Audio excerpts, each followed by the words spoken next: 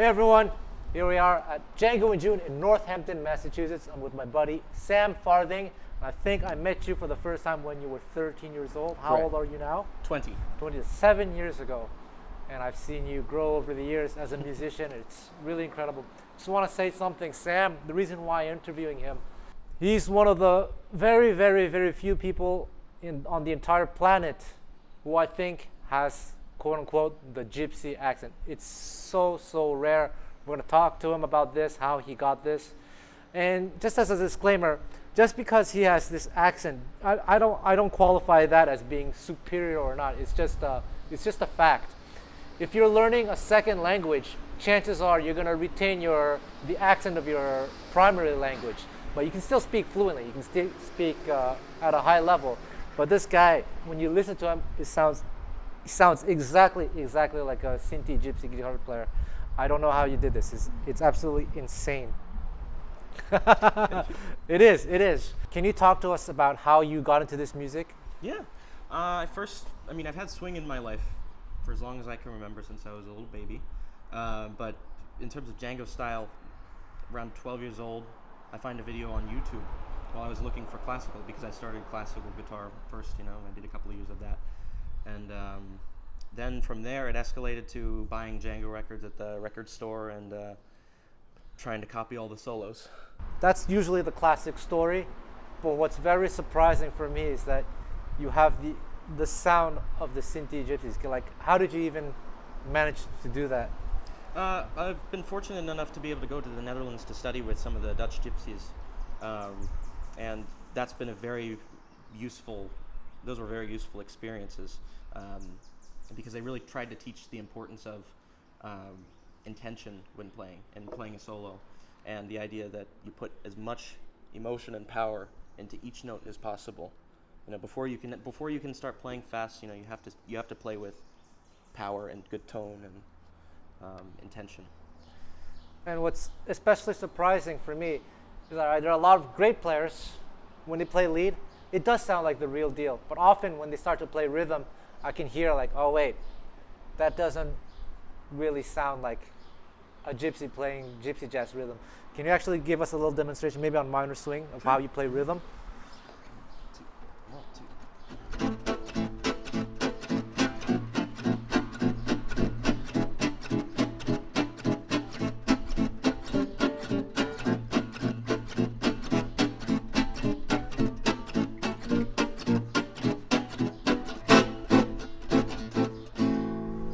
To me, that's insane, because everything, it's like the little chord moves, the little tricks, the sound on the right hand, the left hand, it's the real deal. I can't, off the top of my head, I can't think of anyone else outside of what's even more surprising is that you're from the USA, like totally away from that community.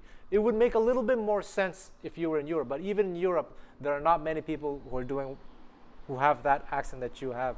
So, mind blown. Can you talk to us about how you learned improvisation? Did you study music theory or something, or? I never studied music theory. I never really learned how to read music or anything. So, Just like the real deal. Yeah, all of the improvisations, all the improvisational skills that I have gained over the years have come from studying other musicians, specifically Django. I mentioned earlier that I used to go buy records and learn the solos on the records, because that's what the greats will do. That's what the greats did. Stoffel Rosenberg, Pirelli, they all learned from the original recordings of Django, and why not? And what about environment? Obviously, you're from Baltimore, right? Like the Baltimore area. Like growing up, did you have anyone to play with? Was there like a community? Can you talk about that? The Baltimore and Washington D.C. Gypsy jazz community is quite big. It's I'd say one of the biggest in the United States, or biggest in North America even. Because even here at Django and June, you have like 15 people that are from that area, out of however many people that are here. But every Monday night, Michael Harris runs a jam session, and I started going there when I was 13 or 12 actually. Going to play with other people is important, because I really was able. That's how I judged my progress on guitar. Because you get feedback from other guitarists, and you hear the other players and where they are, and you learn from the other players. You hear what you want to be able to do, and it's really easy to do that at a jam session or, watching a performance. And besides those few times where you were in Europe, did you like immerse yourself in the music? You listen to a lot. You go to school, the record player or something, or? Yeah, I used to bring my guitar pick to school and practice the wrist movement for gypsy picking, and because I never learned how to use a pick, so it was just learning to use a pick, learning the rhythm and how to loosen the wrist properly to be able to do it. So music was always on my mind, So you listened to it nonstop as well, whenever you could. Nonstop. Like immersion, total immersion. Yeah. That kind of explains why. But of course, you're really, really talented. You have a really amazing sense of observation, so you can get that. Do you teach? Yeah, I taught workshops recently at Stefan Remvel's Django A Go-Go. Yeah. And so those went really well, and I've had a few people ask me for private lessons, so now I'm doing private lessons. So if you are interested, I have Instagram and Facebook. Just look me up and send me a message. Yeah, we'll add all that in the pinned comment. And I think Andrew Lawrence should hire him at Django in June. Just putting it out there. It's really, really amazing to see someone like you. It's you're one of a kind. Not many people, really. I mean that. It's Thank you, Dennis. Mind blown. Let's do one more tune. Okay. Dinette.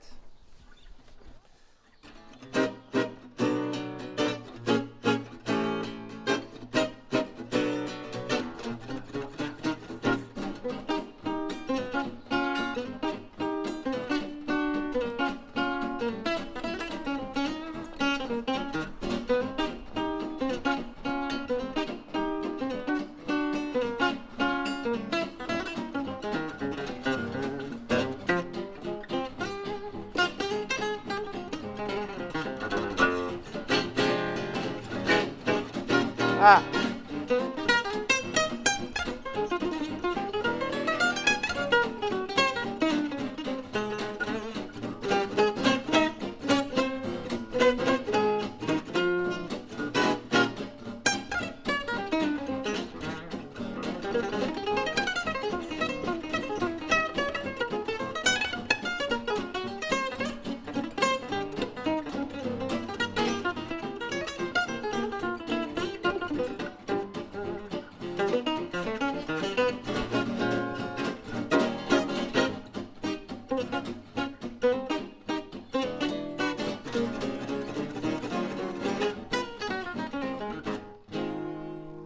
And your guitar's out of tune, just like the Gypsy recordings. It's amazing.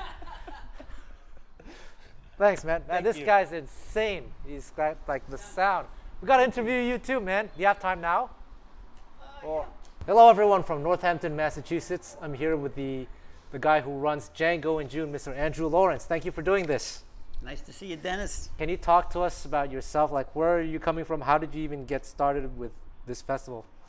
I got started doing this because I also teach guitar, and I got the idea that I should include some Django tunes in what I was teaching my students, so I went to Samoa to learn about it. And I walked into the campgrounds at Samoa, and I could see immediately that everything about the guitar style was so different than what I had seen in North America that I realized two things. One, that I wasn't going to teach it, and number two, maybe North Americans would be interested in learning more the European approach to Django's music. So that was the beginning of it. Can I ask when that was approximately? That was the 50th anniversary of Django's death. That was 2003. So 20 years ago. 20 years ago. Well, 19. This is year 19. Next year is our 20th anniversary. So that gave you the idea to create this festival? Not really. It just gave me the idea when I came back to put on like a one-day event. So Robin Nolan was going to be on the East Coast, and I invited him to come do a workshop and a concert. That's all it was. And it went okay. And then one of my guitar students, who's a teacher at this school, said, you know, they rent the dorms here. And I got to thinking, well, I wonder if people would come for a weekend. So it was a weekend, and that's when you started coming, right? That would have been 2005, 2005, 2006. And then and that worked, the weekend worked, and then I thought, well, people would come from farther away if it was a longer thing. So then we turned it into a 6-day event. I mean, just like you, I saw this scene grow in North America exponentially. Yeah. I think Django in June has a lot to do with it. So it's Django really in amazing. June was one of the things that was happening in that time. You were making transcriptions available at that time. Michael Horowitz was starting to do Django books. Alan Cola was doing the Del Arte thing. There just seemed to be a lot of things really just getting going in the early 2000s. Django Fest Northwest already existed, but there wasn't that much happening on the East Coast yet. Yeah, it's absolutely amazing. And actually, the hard questions now. A lot of people ask me to organize a festival, and I always say no because I know just how hard it is. You have to be a bit crazy to do something like this. Can you talk to us about some of the challenges you face organizing such a festival, like now that it's grown significantly? Yeah. Well, initially I'd rather just express my thanks and my gratitude that it works. Yeah. I mean, it's a surprise to me, you know? And basically the whole thing has the reason it still exists is because of all the people showing up. Yeah, there's lots of challenges, but if people show up, then it's worth doing. It's the time those challenges are a real drag is if people aren't showing up and you're losing money and it's just but the spirit of the event is so good. The teachers show up, the participants show up, and yeah, doing visas is really hard, and making the numbers work is really hard. And you know what I thought was going to be the hardest thing is my impression of people who are presenters, it seems like a lot of people hate them, and I just didn't want to be the guy that everybody hated, you know. So Yeah. I didn't know if I'd be able to sort of maintain decent relationships with people and do what was necessary. And you can tell me after we're done here whether everybody hates me or not. But They don't. They love you. No, they love this festival. And I gotta say this, like, I really mean it. Like, I see that you're really passionate about organizing, doing it well, and it's very refreshing to see that. the thing that makes it work for me is that I am not a concert producer. So I did not build the thing around concerts. We have concerts at the end, but really at the focus of it is people getting together and learning how to do it and jamming with each other. As long as that's the focus, then I'm the guy for the job. But as soon as you have to know more about concert promotion, that's not really my thing. Even though I really appreciate what our concertizing artists can do, I'm not good at organizing that. I mean, I've seen how this festival has grown over the years, and for those who don't know, the reason why I don't organize these festivals is because I know how hard it is, the legal aspect, the logistics, the visas. You guys don't know how insane that is. And if you guys can support Django in June by participating or spreading the word, it makes such a huge difference, because something like this is super important to foster this community, to help things grow. So please attend if you can afford it. If you think it's expensive, there's a reason for that. It's just mind-boggling what you have to go through. I know. And also, another reason why I don't want to organize festivals is the politics. I'm sure you make people get angry because this person's not invited. You probably a lot of people are knocking on your door, aren't they? You don't really have to explain that, but I know it's like that.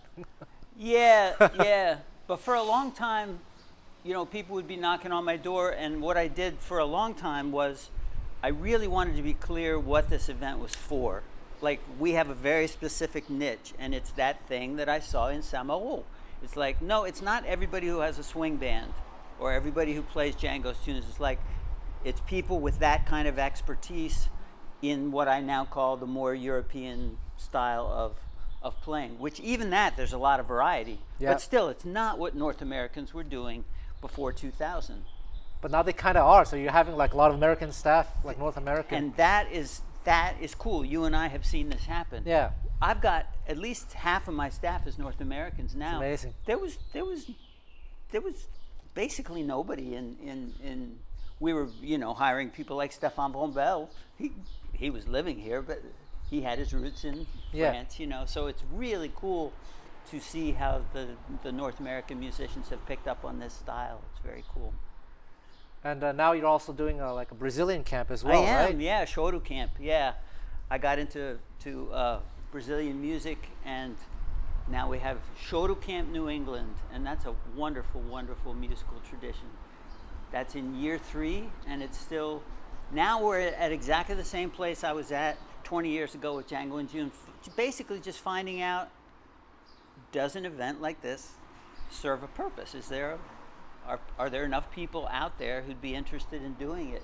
Because shoru, you really do need some support getting started in it. Just doing it on your own would be extremely difficult. That's amazing. Man, thank you so much for running this festival. I love it. So I live in Japan. As you guys know, I live in Japan now, but I come back to North America for this because I love it that much. I really do. You've been a huge help over the years, Dennis. Well, thank you. Thank you. Thanks so much, Andrew. Please attend Django in June 2024, 2025, etc. Spread the word.